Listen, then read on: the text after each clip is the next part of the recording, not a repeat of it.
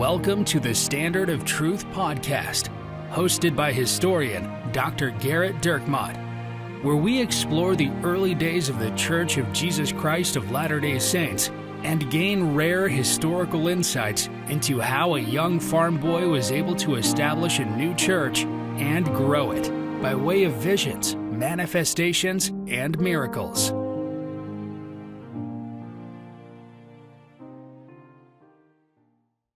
Hi, welcome to another episode of the Standard of Truth podcast. I'm your host, Dr. Garrett Dirkmaat, and I'm joined by my friend, Professor Richard Leduc. Hello, Garrett. In this week's podcast, we're going to start something a little bit new. As we have grown in popularity to 4, possibly 7 listeners, we've decided to go all in and have a sponsored segment. So we're going to start off with Postmaster General Amos Kendall's mailbag.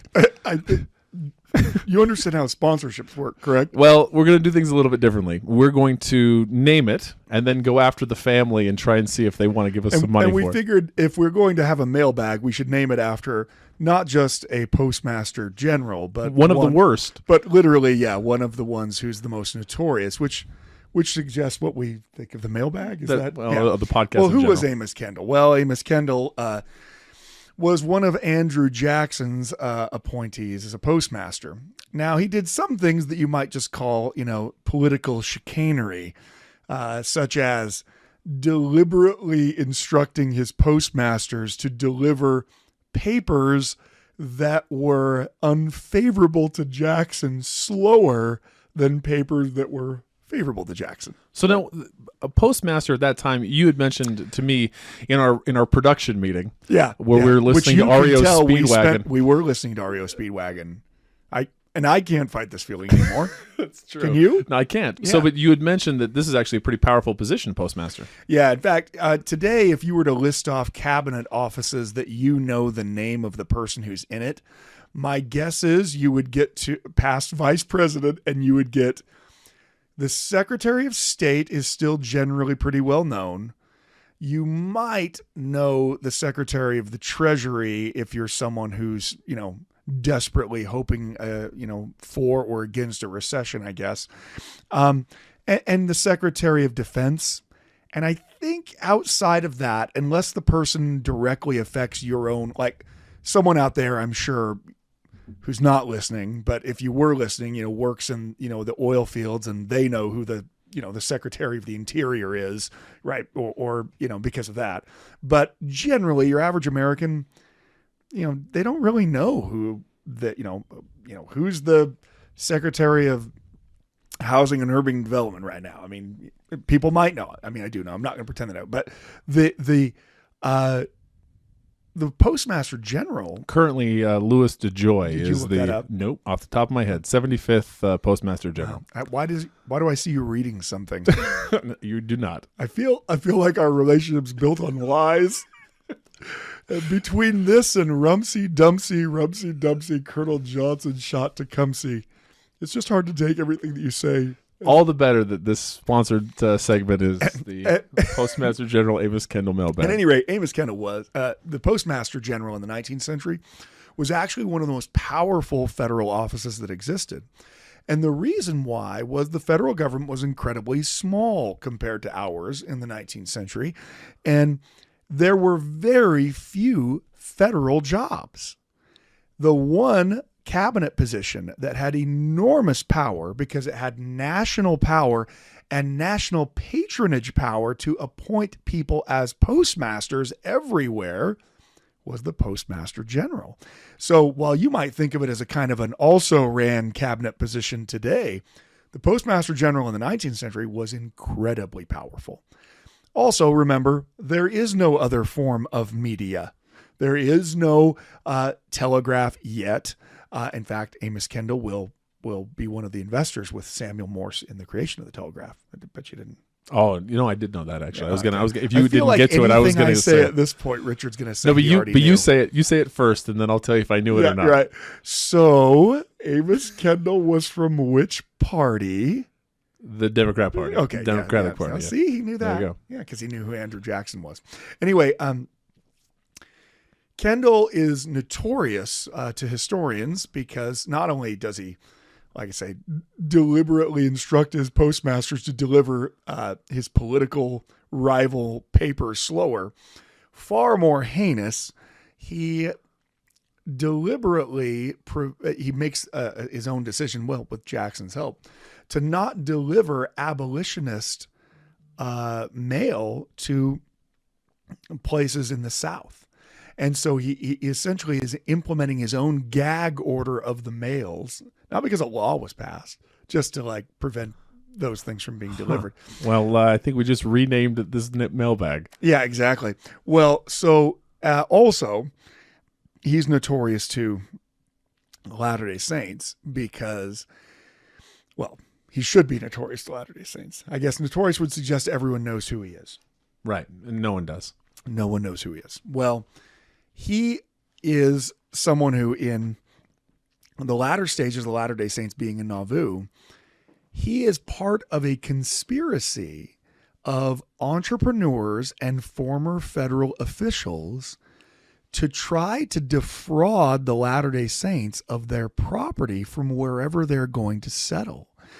Kendall and his business associate, Alfred Grandison Benson, are trying to convince Brigham Young through the offices of Samuel Brannan, who is the leader of the church out in the East, that they have power still in Polk's cabinet and that they know that the federal government is going to come try to destroy them or stop them. And the only way that they would protect them and save the Mormons is if the Mormons agreed to sign over fully half of every single square mile of territory that they settled in, whether they went to Oregon or Mexico or wherever they went. So they sent this agreement to Brigham Young for him to agree that wherever they go, literally every even numbered lot will belong to them. And what did they get in return for this massive windfall? Oh, well, we'll make sure the federal government doesn't attack and kill you. How do I know the federal government was planning to attack and kill us? Well, I told you that they were. So they're the ones supplying the information, and they're also supplying the resolution of the matter. When Brigham Young gets this from Samuel Brannan is frantic. You've got to sign this. The army's going to come kill us. Brigham Young reads it, and he's certainly disturbed, but he calls it the covenant with death, and says that it's a plan by political demagogues to rob the Latter-day Saints of millions of dollars worth of property. And he's quite astute at that. Now, why do we name the mailbag? So we'd like to. Mailbag? So we got started a new segment, Postmaster General Samuel Osgood's mailbag. Oh, we're going to switch to someone else. That's right. So we'll start reading. We'll read an email here. The subject line starts off pretty funny. Fan feedback. It's positive, I promise. I think this goes back to us saying that we won't read any negative emails over the air. Which, severely limits the number of emails we can read. Oh, they're mostly negative. Yeah, so we can only find, we have to go searching, like a needle in a haystack to try to find. So it helps in the subject line, this is only positive. We only say nice things. I think he assumed our filter would have already cut it out. But that's right. Thank you so much for doing this podcast. I love the humor and authentic dynamic that is evident in your friendship. And I especially love the content of your podcast. I'm a big podcast listener. Toward the end of the last summer, I made a decision to stop listening to so many sports and politics podcasts and to find more faith-building podcasts. I've been listening to Follow Him and Why Religion, and can't remember how I found yours, but I'm glad that I have. It's actually unfortunate that you say that, because we're actually looking at a format change. We're actually looking to move away from church history and focus more on sports gambling. Yep. Not just sports. Anyone can do sports talk. We're doing sports betting. Now, obviously, that's going to be behind the paywall. Literally. We'll be behind the paywall. But you know what? We're going to give you a taste. We're going to give you one free. So the Caesars Sportsbook has the Sox tonight. The Sox at plus 15 on the money line against the Yankees. By the way, are terrible this year. They are terrible this year. But you know what? Do whatever you can. Second mortgage. Put it all in the Sox. That's free money. Yeah. So you turn that $100 into $115. But if it ends up going the other way, you heard it from someone else. That's right. For entertainment purposes only. Yeah. Let me go on with the email. Now, I may or may not have been a kiss up in my college days. I was nowhere near the quality of student that you two evidently are. That's actually funny because I'm not a... Well, we explained what terrible students we were, so... It's true. But I did have many professors, like the one you talked about on the most recent episode. Side note, mine was from an AP US history teacher from Kearns High School who smacked the desk of a student who fell asleep in class and kicked them out. She also looked like Yzma from Disney's Emperor's New Groove, but I digress. So, notwithstanding my reputation as a kiss-up, allow me to honestly and truthfully say that your podcast is my favorite podcast. Add Chris to the list with Rachel's mom as a loyal listener. I get that notification of a new episode and quickly interrupt whatever podcast I am listening to at the moment and begin the Standard of Truth podcast instead. That's very All right, nice. so one more free pick. Take Toledo over 8 wins this season. I know there's in college football? Yeah, absolutely. I know there's or some lacrosse. college football. Okay. I'm not as up on lacrosse. Is there any way I could parlay that Boston pick? Probably, except when we're recording this podcast, will come out a month after that game has happened. But take Toledo. I know there's some concern over a potential push at 8 and not 8.5 or 7.5, but They're good for it. after the Rockets lose to San Diego State and Ohio State, they're going to feast on the soft underbelly of the MAC. That makes sense. And I'll tell you what, I've got them at 9.5, and I feel like you're too good at this. they're my pick for the Mid-American Conference. I have them playing in the Lending Tree Bowl in Mobile, Alabama in 2022. Who doesn't want to play in the Lending Well, Tree Bowl? that's what I've got. I'm sure BYU will end up there. Back to the email, and they'll accept the bowl bid at the end of September. That is always one of my favorites. Yeah, that by the way. BYU accepts their bowl bid before the season starts. 3 games in, like, thank you for the No, we are BYU football fans. huge. Yeah, but that's which why is we're frustrated. Okay. And I never bet on BYU football, obviously, or give any picks because Because you saw what a poor sports betting entertainment purposes services only. would be. You back to the email. You both have graded many papers in your careers. Actually, so this is actually something that is very different between a business class and a history class. I don't grade papers. I never grade papers. I have exams and I have presentations and I have basic assignments that don't require me to do very much work after the fact. History papers, It's all work. yeah. I mean, how many? Well, we believe in helping the students learn. I have no interest. Yeah. I just moved from Lehigh to Orlando, Florida. I drove out here in our SUV. My wife and kids flew out here, and I, after I had already arrived, but my mother, who joined the church in Brazil when she was 17, by the way, Chris, as I've mentioned in previous podcasts, my mom is a convert to the church. She joined the church in Arizona when she was 19. So there you go. So we have Actually have that Similar in common with Rachel's mom. Is that right? How about that? Yes, There you convert go. to the church in Brazil. I come from converts. It is always funny. Pioneer Day. The majority of my family on that side is converts, and so we don't. So part of the reason I enjoy this podcast so much is my wife's family. They joined the church before Joseph. Yeah. That's the way they tell it. They were members of the church in 1800. Joseph wasn't even born until 1805. Well, that's how faithful. We knew. Faithful. That's We right. had also stopped drinking and smoking. Yeah, already. most of my family joined the church in the 70s. So 1970s. Sorry, I digress. His mother accompanied me for the drive, and we had a blast. We had never been to any church sites outside of Utah, and we marathoned a few different episodes en route to Missouri. I'll cherish the memories I have of visiting these sites with my mother for the rest of my life. But thank you for producing a podcast that made these visits to the church sites ever more impactful. And then he goes on to give us a couple of ideas for future episodes. I'll read a couple of these as I like them. I think they're really good. He wants one on just Edward Partridge. We did another episode. Yeah, this podcast will come out sometime around when we got another one that discusses Partridge. I don't know when. Doctrine and Covenants section I don't get 58. to make any of these decisions. Yeah, that's right. I'm being held here against my will. So we we want to release the episodes to kind of capture the tidal wave, and so the Edward Partridge tidal wave, it's just getting to its apex. It really is. So it'll come out sometime mid-September.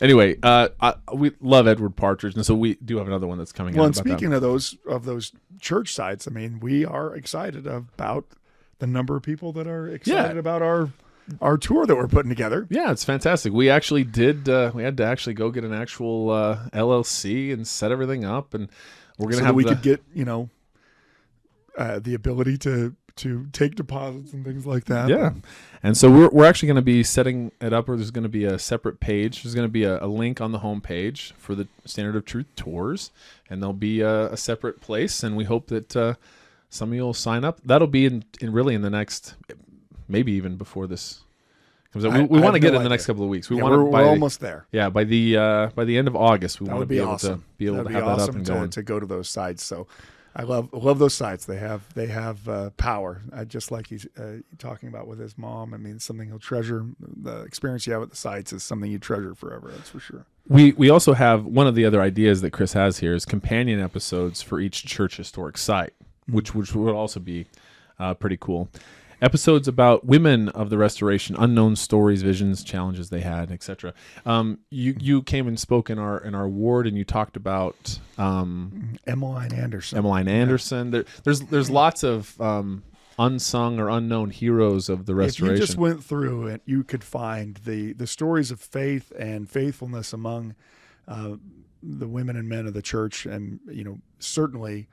You could do 100 podcasts on that. So that's, maybe that'll be season 7. Will just be that. Yep. Certainly before polygamy. Teachings of Joseph and others about the Lamanites, the Book of Mormon, and the Gathering of Israel. Selfishly, excuse me, this is interesting to me because I served in the Amazon and had a rather Ammon-like experience teaching a secluded tribe of natives, curious to understand more about the early saints, experiences with the Native Americans. First of all, that's awesome. That's incredible, yeah. I want to have him on the podcast. Let's talk to him about that. Yeah, I had a similar experience. I spent 9.5 months in a retirement community in Sun City, California, where we'd have dinner with the members at 3:30 at Coco's because they all had to be in bed by about 5:30 or 6. Very similar missions, it sounds like, that we had. And then Japanese rice tariffs. Stop teasing us, Richard. That one's all you. Absolutely. All right, one last pick in terms of from a gambling perspective. If we were to become a sports betting entertainment purposes only. Entertainment purposes. All right, Chris, since you're from Brazil, I assume there is some rooting interest in Brazil for the upcoming World Cup. They are favorites to win the World Cup at plus 450. But a bookie friend of mine, Sal, he always tells me to look for the value, and you're going to get that value in Iran. For the World Cup. For the World Cup, to pick to win. You heard it here first. That's right. How do you turn $100 into 75,000 clams? You put it all on Iran. Wow. So they're in the same grouping with the United States. Is there a better chance that they'll let nuclear inspectors back in, or that they'll win the World Cup? World Cup. Can you parlay that? Yeah, parlay. Yeah. Anyway, sorry. Back to the email. Since dedicating my time and more faith-related podcasts, I felt my testimony grow and my faith strengthen. It has aided me in my church calling, and as a father and a husband in the home, I no longer shy away from church history. I run toward it. Thank you for all you do. I know it's a lot of work. It is for Garrett, actually. It is quite a bit of work for him. As obvious, I don't do anything. You may not see the fruits of what you're doing, but you are doing so much good. I'm eager to listen to whatever you have planned next. Here's to 38 seasons to come. It's very nice. We got to get to 38 seasons, or we'll never get to polygamy. It'd be funny if we just stopped right at 37. I think we'll get to 37 and a half, and that'll be the end. What a beautiful Chris. Email. Thank you so much. Thank you so much. And honestly, I'd love to talk to Chris about his Ammon experience in Brazil. That sounds incredible. And I assume it included the chopping off of arms. Anytime anyone mentions Ammon. Ammon, you're right. You said it was an Ammon experience. How many arms were part of this? Yeah. Because you didn't say Aaron. You didn't say his brother, Yeah, who you had a could have said similar it. experience as No, you a said great Hammett. spirit. And did you carry them up in baskets? What did you? No, so his companion brought him up in Okay, basket. well, that makes sense. So, interestingly, though, you were asking about, what Joseph had said about that. That kind of dovetails a little bit into one of the other questions that we received, In the Postmaster General Samuel Osgood's mailbag. which we've already changed. What's it going to be next time? Well, we're going to see if the Osgood family will pay, and if they don't, I then see. So we'll just keep throwing names out there until someone says, "Oh, I need it to stay that way." he was the first. He was the first Postmaster General appointed by George Washington. So previously, it was the Congress that did it. I see that. Well, so we got an email from a listener who had emailed us once before, and this is how they opened their email. They titled it, "I finally have a question," and his name's Jackson, and Jackson says, "Dear Dr. Garrett Dirkmaat and Professor Richard Leduc," and then he puts in parentheses, "I apologize if I spelled Richard's last name wrong," He did. which he absolutely did. He did. Yeah. It wasn't even close. No, I'm just kidding. Richard's just happy that you spelled it phonetically. Oh yeah. No, I'll take an Laduke all day. Look, Becky, Richard's wife, has been trying to get things together for their son to leave on his mission to Spain. And no person that she talks to get anything in his name has the ability to actually just write down the name she gives them. What was the one that she got this week? It was DeLucci. no, something else. It was, I think it was DeLuke. Was it DeLuke? Yeah. Oh yeah. No, they Yeah. swapped it. Swapped the It's got D that and the L. capital D. It creates a dyslexia. And her last name, her maiden name is Wilson. So she went from that. Jeez. Yeah, it is tough. Well, luckily, my wife's maiden name was a Welsh maiden name, Eynon. Eynon. So Einan de Dirkmaat wasn't Yeah. much Anyway, of a... look, Dirkmaat's pretty rough. It's pretty rough. But either way, she was always having to spell what her name was. Yeah. So I feel better about that. At any rate, as I said, it's kind of a similar vein. He said, about a month ago, I sent you an email saying I didn't have any questions about Joseph Smith, but I was finally reading some material and found something that I thought might be worth asking, so here goes. I was reading in a book called As a Thief in a Night. I don't know if you have read the book, but it's about the second coming and the signs leading up to the second coming of Jesus Christ. The author pieces together scriptures and quotes from the prophets and apostles, ancient latter days, to help people understand the symbolism and the timelines that are spoken of. It's kind of a fun read. And I know that there are some things like this that I should take lightly, like, first, the author making assumptions based on his own opinions and political bias. Two, some of the, quote, evidence the author gathers and uses when it's a quote from a quote. Three, watching for when the author says it stands to reason. That's a very good talent. You ever see anyone say it stands to reason? It must not. It means they don't have any evidence. That's why they're saying that. But I was reading about the wars that will happen in the last days. I came across a quote from Joseph Smith that I wanted to know for sure if it was true or if it was one of those quotes that have passed through like 5 different people. And he goes to list the quote that the author says, many of the latter-day prophets and apostles have provided us somewhat detailed information concerning the great and bloody conflict, including Joseph Smith, Orson Pratt, Charles Penrose, John Taylor, Wilford Woodruff, George A. Smith, and many others. Joseph Smith, the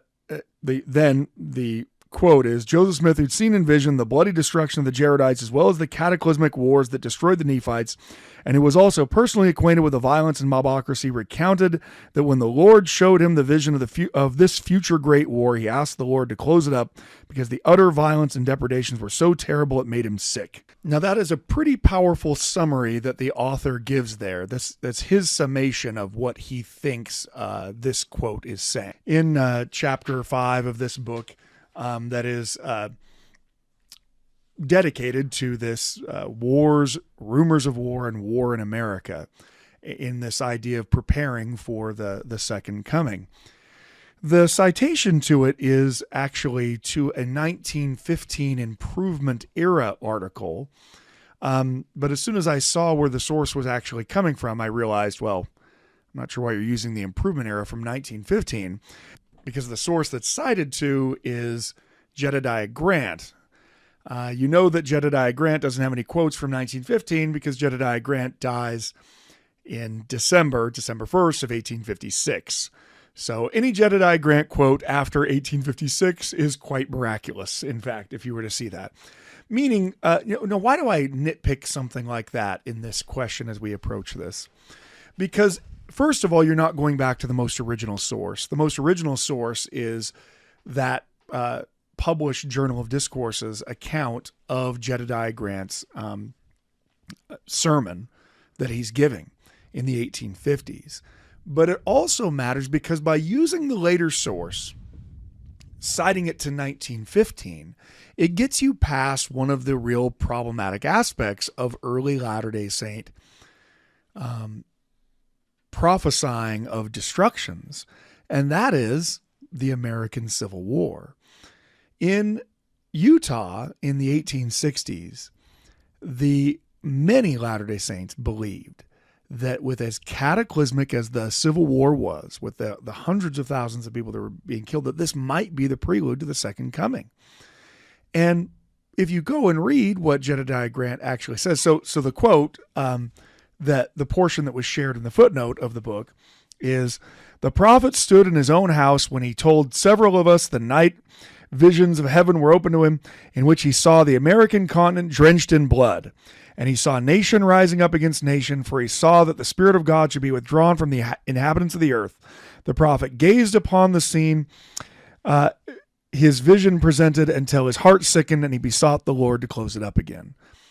Now, this is being portrayed in this book as a reference to Joseph seeing how horrific the bloodshed's going to be in the last days in the running up to the second coming. Now, of course, there is going to be bloodshed, but I'm not entirely sure that is even what is being talked about, because Joseph has prophesied of the American Civil War on multiple occasions. He's talked about how horrible it is going to be. And in the 1856, prior to the American Civil War, I'm not even sure what it is that Jedediah Grant is referring to. Let me read you a little bit more of his talk. "We see it in the preparations of war and the framing of treaties of peace among strong nations. The world is in commotion. The hearts of men fail them for fear of the impending storm that threatens to enshroud all nations in its black mantle. Treaties of peace may be made and war will stop for a season, but there are certain decrees of the gods and certain bounds fixed, and laws and edicts passed by the high courts of heaven, beyond which nations cannot pass. And when the Almighty decrees the wicked shall slay the wicked, strong nations may interfere, peace conventions may become rife in the world, and exert their influences to sheath the sword of war, and make treaties of peace to calm the troubled surface of all Europe, to no effect. The war cloud is still booming over the heavens, darkening the earth and threatening the world with desolation." This is a fact the saints have known for many years, that the gods in yonder heavens have something to do with these revolutions. The angels, these holy beings who are sent from the heavens to the earth to minister in the destiny of nations, have something to do in these mighty revolutions, amid convulsions that shake creation almost to its center. Consequently, when we see nation stirred up against nation, and on another hand, see other nations exerting a powerful influence to bring about negotiations of peace, shall we say that they can bring it about? Do we expect that they can stay the onward course of war? The prophet of God has spoken it, and we expect to see the work go on and see all things fulfilled as the prophets have declared by the spirit of prophecy in them.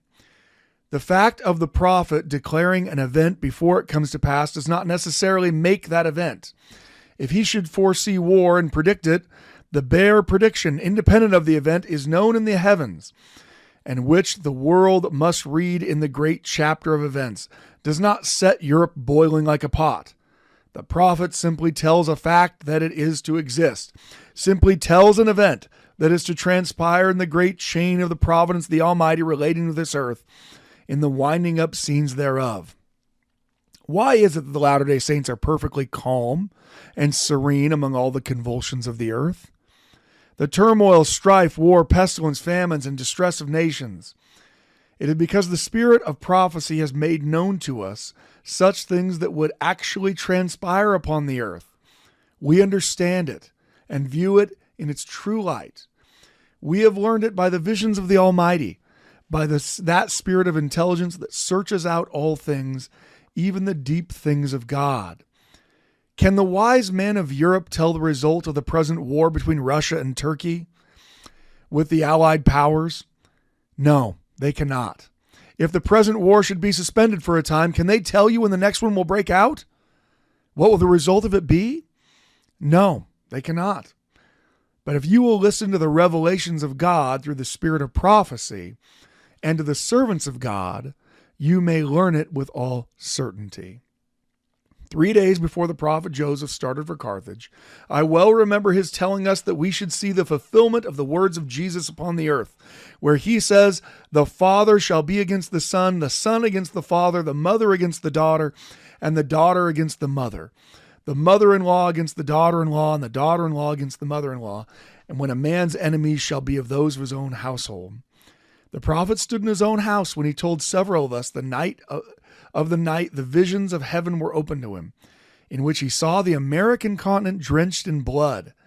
He saw nation rising up against nation, and he also saw the father shed the blood of the son, and the son of the blood of the father, the mother put to death the daughter, and the daughter the mother. And natural affection forsook the hearts of the wicked, for he saw that the Spirit of God should be withdrawn from the inhabitants of the earth, in consequence of which there should be blood upon the face of the whole earth, except among the people of the Most High. The prophet gazed upon this scene, his vision presented until his heart sickened, and he besought the Lord to close it up again.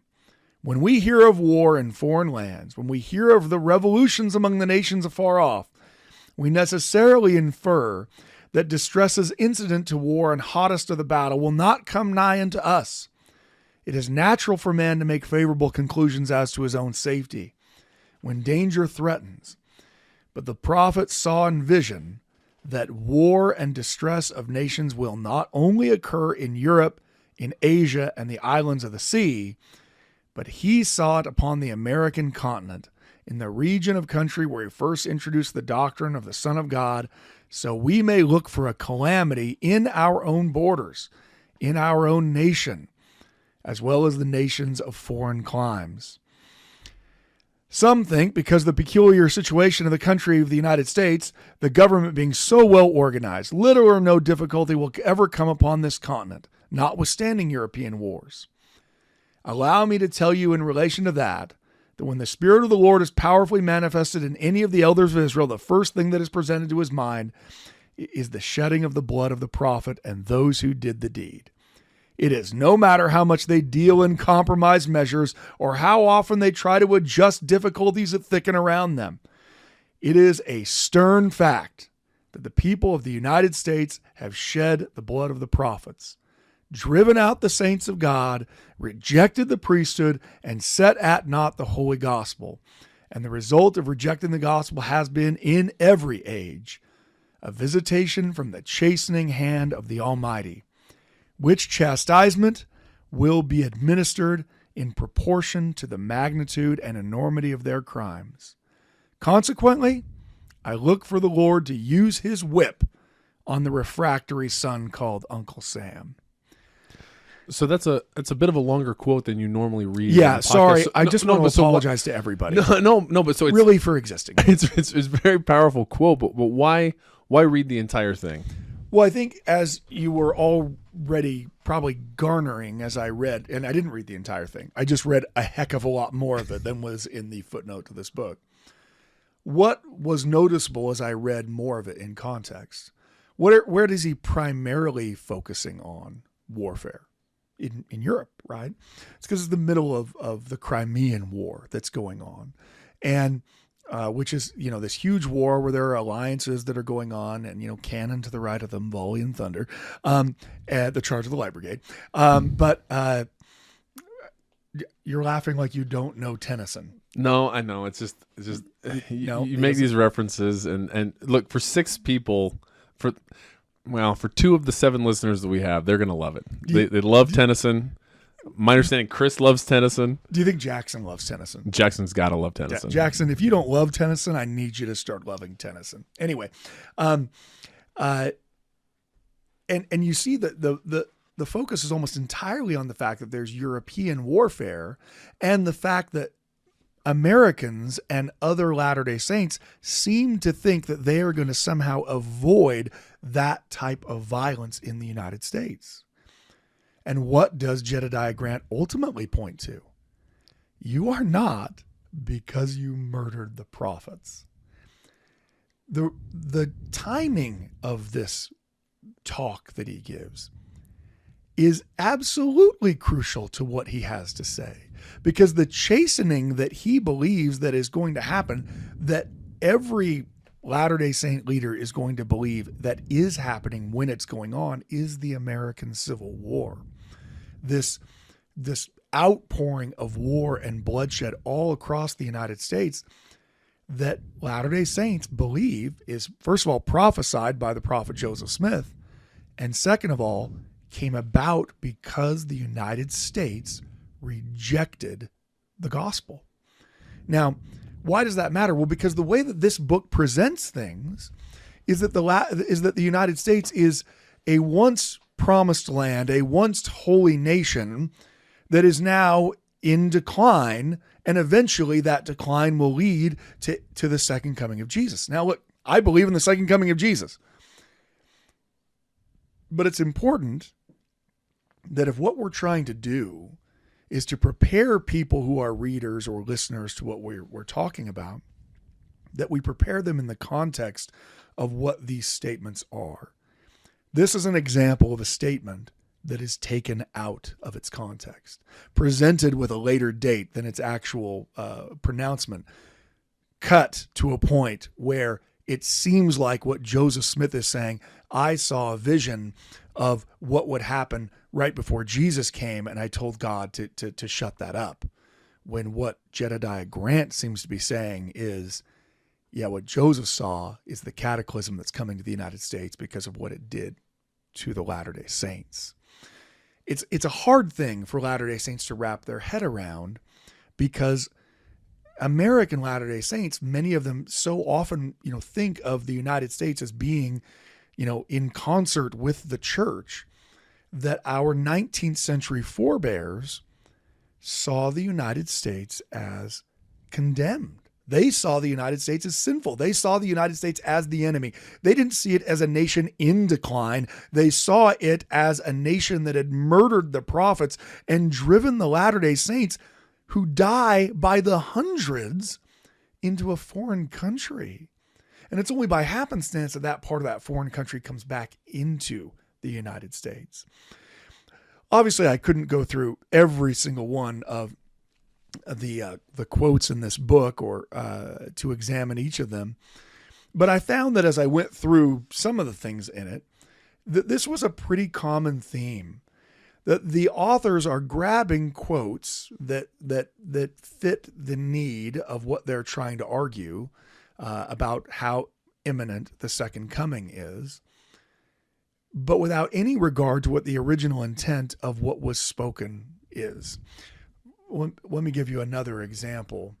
In chapter 6, titled Additional Events That Are Centered in America, the author writes, though many of the events that have been described previously affect the entire world, they are primarily centered in or initiate from the Old World or the world around Jerusalem. However, in the previous chapter, concerning the wars of the last days, and specifically the wars in America, much of the more detailed information is about events involving America.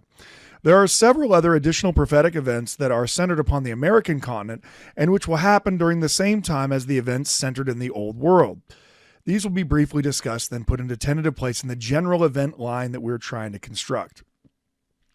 Under the subheading, Missionaries Called Home, Lord Preaches Sermon by Earthquake and Storm. Just before the great and final wars are to begin, there is to be a unique event that only the Latter-day Saints can truly appreciate. As the earth becomes filled with the violence and the elements of nature are in commotion, still the great missionary work will go forth. We're a missionary people. In times of trouble, great persecution, poverty, etc., we've sent out missionaries.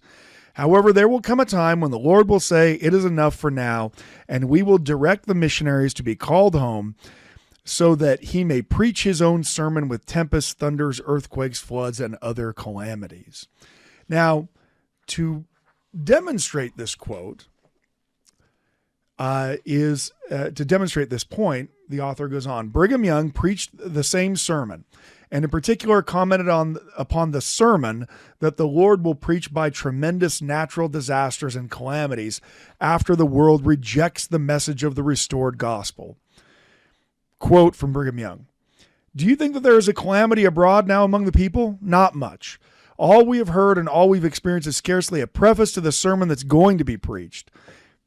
When the testimony of the elders ceases to be given, and the Lord says to them, come home, I will now preach my own sermon to the nations of the earth. All you now know can scarcely be called a preface to the sermon that will be preached with fire and sword, tempests, earthquakes, hail, rain, thunders, and lightnings, and fearful destruction. What matters the destruction of a few railway cars? You will hear of magnificent cities now idolized by the people sinking in the earth, entombing the inhabitants. The sea will heave itself beyond its bounds, engulfing mighty cities. Famine will spread over nations, and nation will rise up against nation, kingdom against kingdom, and states against states, in your own country and in foreign lands. Now that's bolded there, I think, because the point is to try to say, oh, this is going to happen in America as well. Well, that sermon is one that's given also on the eve of the American Civil War. And there's actually more context to that sermon as well, because after listing off these calamities and these things that are going to happen, interestingly, Brigham kind of, I don't know if he's sensing from the congregants that they're like, yeah, and they deserve that, because again, they're thinking of this immediate destruction because of what the suffering the saints have gone through. Brigham says in a very rhetorical way, how do you feel, elders of Israel? Do you feel as though the tribulation would come soon? Would you like to have the scene commence this season and have the vials of God's wrath placed at your disposal? Would you like to unstop those vials and pour their contents upon the heads of those who've afflicted you and driven you from town to town and from place to place, from city to city, until you found a home in the mountains, and have even followed us here, believing that they yet have the power to destroy the last saint? Would you empty these vials upon the heads of the nations and take vengeance upon those who have so cruelly persecuted you? Do you delight in the sufferings of your fellow beings? Jesus died for those very beings. Have you ever realized that the blood of Jesus, the Son of God, was voluntarily shed for those very characters as well as for us? Do you not think that he has feeling for them? Yes. His mercy yearns over the nation that has striven for a score of years to rid the earth of the priesthood of the Son of God and to destroy the last saint. He has mercy upon them. He bears with them. He pleads with them by his Spirit and occasionally sends his angels to minister to them. Marvel not then, I pray, for every soul can be saved. Are they yet upon saving ground? Many of them can yet be saved if they will turn to the Lord. If a person with an honest heart, a broken and contrite and a pure spirit, and all fervency and honesty of soul present himself and says he wishes to be baptized for the remission of sins, and the ordinance is administered by one having authority, is that man saved? Yes. To that period of time. Should the Lord see proper to take him then from the earth, the man has believed and been baptized and is a fit subject for heaven, a candidate for the kingdom of God in the celestial world, because he's repented and done all that was required of him in that hour. So you'll notice just even the tone is incredibly different. The point of Brigham Young listing off the calamities isn't to say, hey, things are going to be terrible here, and you better be ready for when it happens. Actually, he rhetorically turns it the other way around. What kind of Christians are you that you actually are looking forward to the fact that these calamities might occur? Asking them the rhetorical question, would you pour out the vials yourself if you had them? It's actually a beautiful rhetorical device. And again, we know from Wilford Woodruff's journal, from Brigham Young's sermons, that when the actual Civil War does come, they do believe that the Civil War is this prophesied cleansing of the United States that comes because of the things that were inflicted upon the saints at that time. In 1862, Wilford Woodruff records in his journal that the war has cost the northern states some $500 million during the past year, and many thousands of lives. And this is only the beginning of trouble. The close of 1862 will leave America with a debt upon her shoulders of $1 billion, a debt as large as the debt of England. The state of Missouri, where the saints have received their persecutions, is now the great battlefield of the West. It is now man against man and neighbor against neighbor. They who have spoiled the saints are now being spoiled. Independence in Jackson County, Missouri is nearly destroyed. It is the case with many parts of the state. The Lord has taken peace from the earth, and all nations are still preparing for war. The Lord has pointed out the fate of this nation in the Book of Mormon and Doctrine and Covenants. He has said that when they become ripened in iniquity, they should be cut off. That day has come. Their cup of iniquity is full. The whole nation, rulers and people, are filled with corruption before God, and the President and Senate of the United States are sending men to Utah to rule over this people as governor and judges who are so corrupt that they are a hiss and a byword and a stink in the nostrils of all the people in the streets. He goes on to say, after listing off some of the debauched people that have been sent to rule over Utah territory during the American Civil War, the American nation as a United States government is doomed to destruction, and no power can save it. They have forfeited all right and title to redemption or salvation at the hand of the Lord or his saints. It is decreed that the measures which they have meted out to the saints shall be meted unto them, and they are hastening unto their work of desolation, war, bloodshed, and destruction, and woe is their doom. The spirit of prophecy would cry, O Lord, hasten thy work. Let the wicked slay the wicked until the whole land is cleansed from corruption, sin, abomination, and wickedness, which now reigns upon the face of the whole earth. May the judgments continue to be poured out upon the land of North America until the blood of the prophets and saints is avenged before the Lord, and thy words fulfilled upon the land of Joseph. Take away the scepter, rule, and government from the wicked and corrupt, and give it into the hands of just men, even the saints, that they may rule in righteousness before thee. Give thy oppressed people, O Lord, the privilege of appointing their own governor, judges, and rulers from this time forth, that thy kingdom may be established on the earth, and the poor rejoice in the Holy One of Israel. You can see how Wilford Woodruff is responding to the horrific violence of the American Civil War. He sees that violence as the fulfillment of the consequences of the saints being murdered and driven out of the country. They see it as the penance of the country for murdering Joseph Smith and doing nothing about it. Why is that problematic?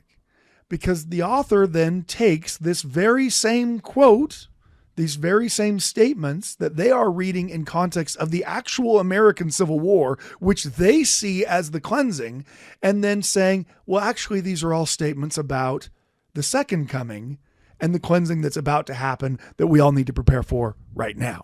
So in a lot of the things in the podcast, you provide a lot of historical context to scriptures, specifically in the Doctrine and Covenants.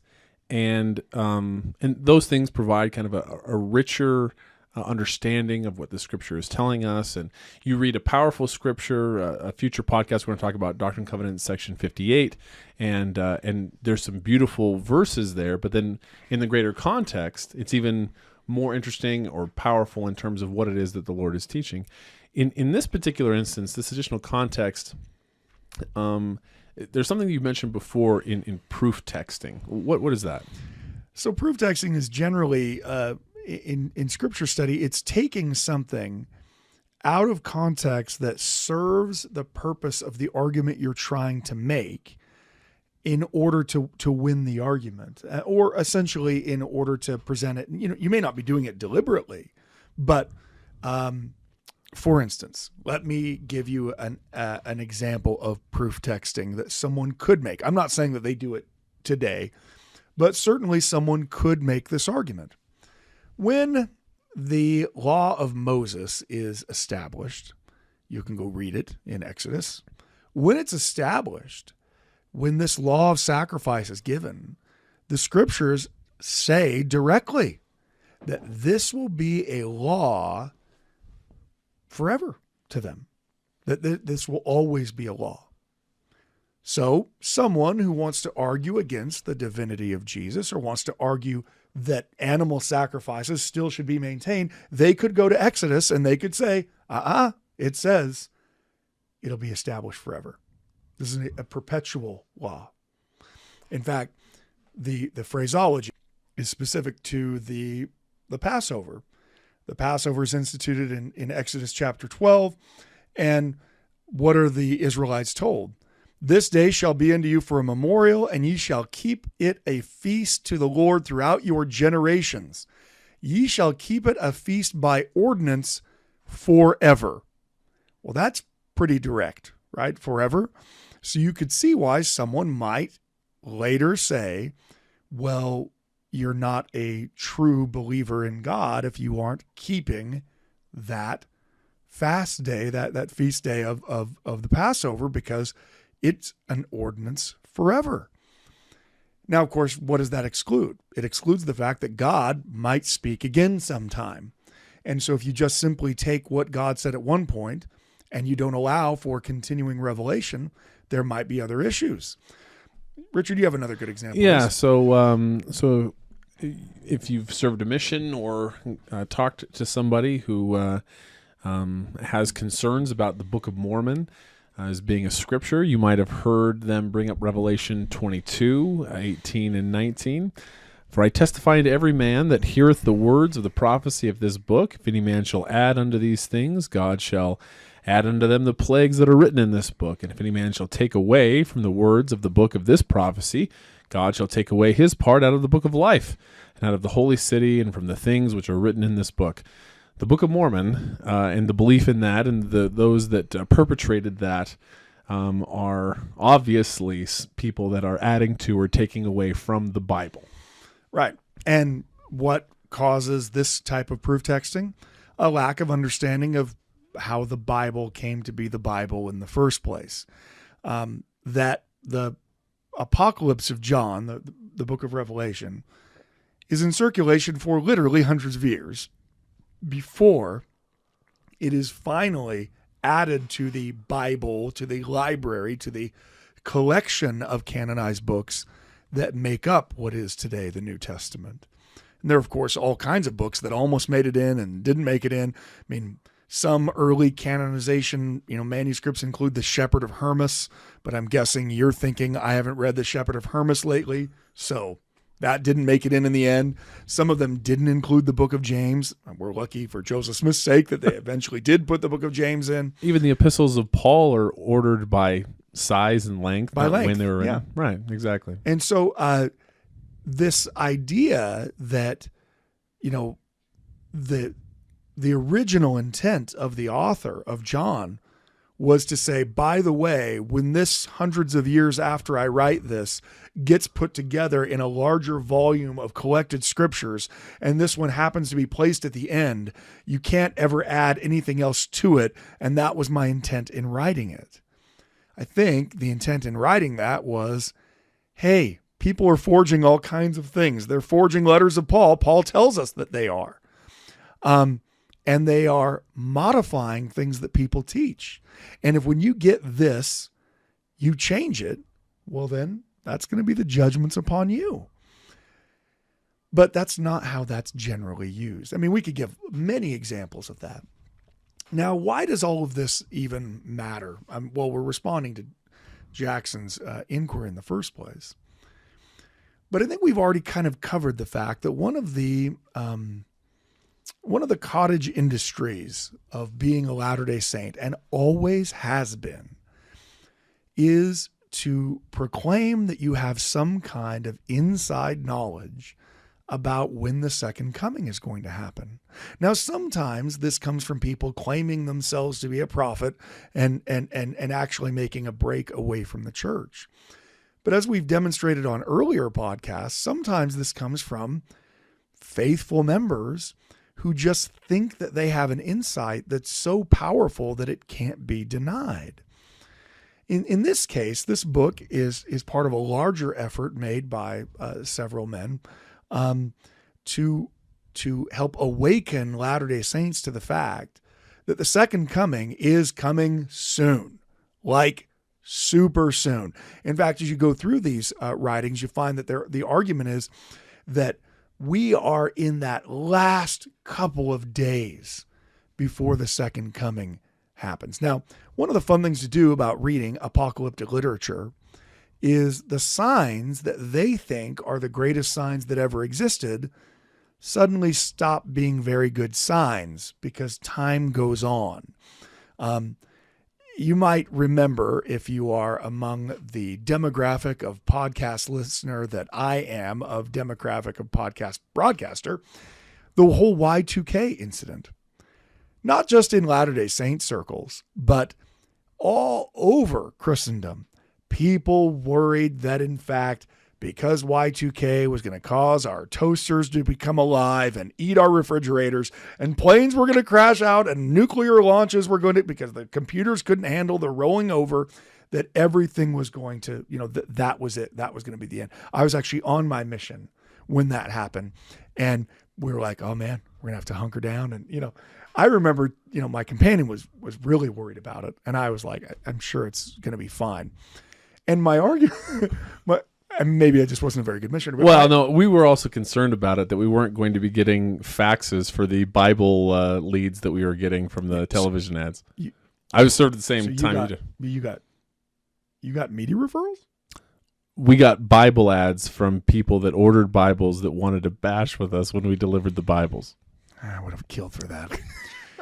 Anyway, I remember having this conversation. I didn't feel terribly worried, in part because the church hadn't said anything. I was talking to, some of the other missionaries about it. They're like, do you think this really could be the end? I'm like, nope. Well, why not? Well, because if it was the end, President Hinckley would say, hey, everybody, this is the end, because that's what a prophet's job is. And frankly, the premise of many of these types of YouTube, channels, these types of subreddits and these types of books, however well-intentioned they might be, is to claim that they have some kind of inside knowledge that the rest of the church just is too sinful, too slothful, too lacking in understanding to fully comprehend. But luckily, they're there to bring it to you. So, they do say in this particular book, they talk about the importance of the signs of the times and the parable of the 10 virgins. And you're not discounting those things. Look, I believe that the second coming is happening. I believe that Jesus is going to come again. But whenever people attempt to place a timeline on it, they all have one thing in common, and that is every single one of them that has ever existed has been wrong. Now, what does that demonstrate? It demonstrates that when Jesus says, of that day or hour no man knoweth, not even the angels in heaven, well, then probably you haven't figured it out by piecing together how many horns there are on the beast that Daniel saw. That's the reality. I know it's hard because we want to feel like we have inside information. But frankly, we need to live every single day as if it's our last day. You don't know when your life is going to end. You might be the pinnacle perfect health, and on your way out the door tomorrow get hit by a runaway bus. You wouldn't be able to see that coming. You wouldn't be able to prepare for it. And the reality is, whether Jesus is coming to you or you are going to Jesus, you need to live every day like it's the last day, because you don't know when it's going to be. Of course, every year we are closer to the second coming of Jesus. But when people make very bold predictions, when they begin to set themselves up as an interpreter of what it is the prophets meant when they said X, frankly, the church doesn't really need that. The things the prophet needs us to know, the prophet tells us. There isn't some kind of secret understanding that if only you looked at the right way that the fig tree put forth its leaves, you'd be prepared for the second coming. You're supposed to be living your life today like Jesus could come tomorrow. And whether he comes tomorrow or not, then you are living the Christ-like life in which you can go on. Why does it matter? You're thinking, well, what difference does it make? What harm does it do? Well, it actually does cause some harm when people begin to project their understanding as superior to that of the prophets. We talked about this on one of our previous podcasts. You have people, and in fact, there's part of this book that assert categorically where all of the Book of Mormon took place, even though the church itself asserts categorically that we don't know. So why then? Why, if the church has taken a very strong position with an official statement, we don't know, would someone then say it's obvious that it happened here? Why? What would be the point of taking that position that's in opposition to the statement of the church? And it's in part because you're trying to demonstrate, you're trying to speak to a certain audience who you know wants to hear that. Look, people claiming that they knew when the second coming was happening is something that even Joseph Smith dealt with. This is not unique. This is some of the earliest apostasies occurred from people claiming that they knew when the second coming was going to happen. Now, some people like Hiram Page were deceived by demonic writings on a stone that he'd found. Others used the language of Revelation to claim that they had this special understanding of when the second coming was. In 1843, there was this belief, and I've talked about it before. I told you someday we were going to talk about Millerism. Oh, we're getting to it. Or should we tease it? Should we tease it and go next week? Talk about it next time? I mean, Millerites, they deserve, I don't know, at least a whole new sponsored mailbag intro. Okay. And the next mailbag is going to be William Miller's mailbag. It won't be. He's not sponsored. Well, I mean, maybe we could find someone who does it. But okay, we'll talk about this. We'll continue this discussion on the second coming and how we can know when it is next week. Thank you for listening to the Standard of Truth podcast, hosted by historian Dr. Garrett Dirkmaat. If you know anybody that could benefit from the material in this episode, please share it with them. And for more resources, visit standardoftruth.com. Until next time.